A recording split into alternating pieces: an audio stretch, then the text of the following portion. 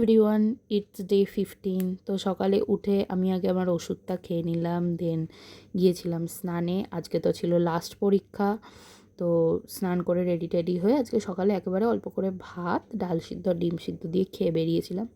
আর এইভাবে মাওবাদীর মতন সেজে বেরোনো, এটা যে কি হেল্পফুল আমার স্কিনের জন্য মানে আমিই জানি। আর এই যেতে যেতেই ফুল গাছটা দেখে নিলাম, দারুণ লাগে। তারপর তো বাসের জন্য অপেক্ষা করছিলাম, দেন বাসে উঠে বসার জায়গাও পেয়ে গেছিলাম।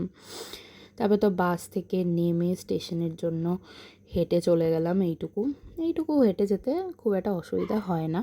তারপর তো আজকে ট্রেনে যে কী জনমের ভিড়, এই শুরু হলো ভিড়, এবার চলবে রোজ। আর বিধাননগর স্টেশনে তো রোজকার মতন ভিড় লেগেই রয়েছে। তারপর তো বাসে উঠলাম, বাসে উঠেও বসার জায়গা পেয়েই গিয়েছিলাম। তারপর কলেজে নেমে চলে গেলাম ক্যাম্পাসে গিয়ে দেখছিলাম খুব একটা লোকজন ছিল না, বাট হ্যাঁ যে কজন এসেছিলো সবাই পরীক্ষার জন্যই এসেছিলো আর কি।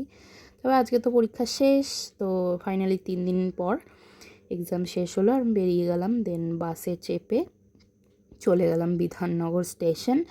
আর বিধাননগর স্টেশনে আজকে ওই মোটামুটি ছিল ভিড়, বাট আজকে আর বসার জায়গা পাইনি। আর ওই দেখো আমার পিম্পলটা কীরকম ফুটে উঠেছে। আর তারপর তো সোদপুর নেমে সাবওয়ে দিয়ে চলে এলাম অটো ধরতে। তো অটো ধরে চলে এলাম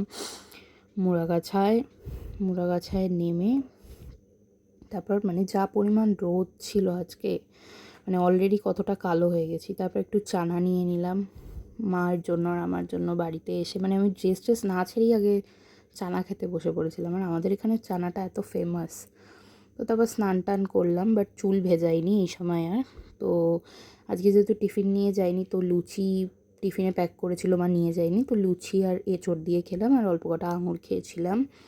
তারপর আজকে অনেক দিন পর মানে ইউটিউবে পপি কিচেন অ্যান্ড ব্লগ দেখছিলাম, আমার খুব ভালো লাগে দেখতে ভিলেজ টাইপ এই ব্লগগুলো। দেন মা বিকেলে পাঠিয়েছিল একটু দোকানে কয়টা জিনিস আনতে, তো সেগুলো এনে আজকে তো বিকাল থেকে শুধু স্পিটসভিলা দেখে গেছি, যেহেতু এখন এক্সাম শেষ। আর স্পিটসভিলা তো এখন দারুণ হচ্ছে, যেহেতু গ্র্যান্ড ফিনালে পার্ট 1 হচ্ছিলো।